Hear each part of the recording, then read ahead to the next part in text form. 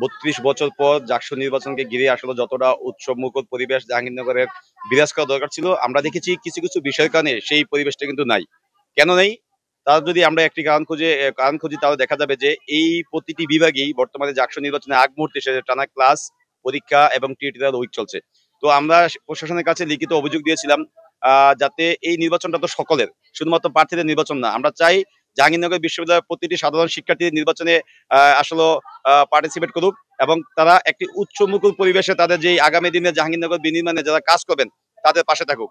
জাকসু নির্বাচন আগামী 11ই সেপ্টেম্বর হতে যাচ্ছে, কিন্তু এর কোনো আমেজ আমরা দেখতে পাচ্ছি না। কারণ বিশ্ববিদ্যালয়ের বেশিরভাগ ডিপার্টমেন্টেরই আপনার হচ্ছে পরীক্ষা চলতেছে, জুনিয়র ব্যাচগুলোর আপনার ফাইনাল পরীক্ষা চলতেছে, এছাড়াও রেগুলার ক্লাস চলতেছে, যার কারণে হচ্ছে শিক্ষার্থীরা সেই রকম সম্পৃক্ত হতে পারছে না। বিশ্ববিদ্যালয়ের শিক্ষার্থীরা 33 বছর পর জাকসু পাচ্ছে, সে জায়গা থেকে আসলে যে পরিমাণ উদ্দীপনা উৎসাহ থাকার কথা, সে জায়গায় কিছুটা ঘাটতি পরিলক্ষিত হওয়ার মূল কারণ আমি মনে করি বিশ্ববিদ্যালয় প্রশাসন যে এই জাকসু নির্বাচন অবশেষে হওয়ার দ্বারপ্রান্তে আসতে এতটা কালক্ষেপণ করেছে, এতটা আসলে প্রহসন ছিল এর পেছনে।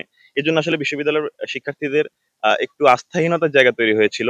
সে জায়গা থেকে আসলে তাদেরকে অলরেডি যে ডিমোটিভেট একটা স্টেট, সেই স্টেটটা আসলে কিছুটা প্রতিফলন করছে এবং একই সাথে নির্বাচনী প্রক্রিয়া যে আসলে কঠিন করা হয়েছে, নির্বাচন প্রদান করা কিংবা বিভিন্ন দাপ্তরিক কাজ, এই কারণে আমার কাছে মনে হয় বিশ্ববিদ্যালয় শিক্ষার্থীদের আহ কিছুটা অনাগ্রহর জায়গাটা তৈরি হলো। আমার মনে হয় শেষ নির্বাচন যত কাছাকাছি চলে আসবে, তখন এই জিনিসটা দূর হয়ে যাবে এবং শিক্ষার্থীরা আরো স্বতঃস্ফূর্ত হবে এই নির্বাচনী আমেজে তারা তাদের ভোটাধিকার প্রয়োগ করবে। প্রশাসন এই নির্বাচনে যে প্রচারণা, সেক্ষেত্রে আমাদেরকে এক প্রকার বাধার মধ্যে, একটা অবস্টেকেলের মধ্যেই রেখেছে। যেমন আমি উদাহরণ দিয়ে বলতে পারি, আপনারা যে নির্বাচনী আচরণবিধি দেখবেন, সেখানে কিন্তু অনেক অনেক রেস্ট্রিকশন।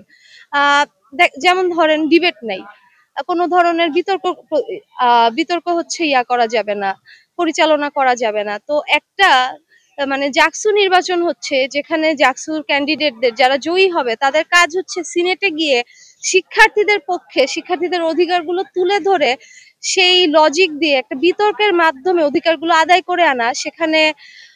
সেখানে হচ্ছে বিতর্কই যদি না থাকে, তাহলে ভোটার যারা আছে তারা বুঝবে কিভাবে তাদের কোন প্রার্থীটা তাদের অধিকারটা আদায় করে নিয়ে আসতে পারবে।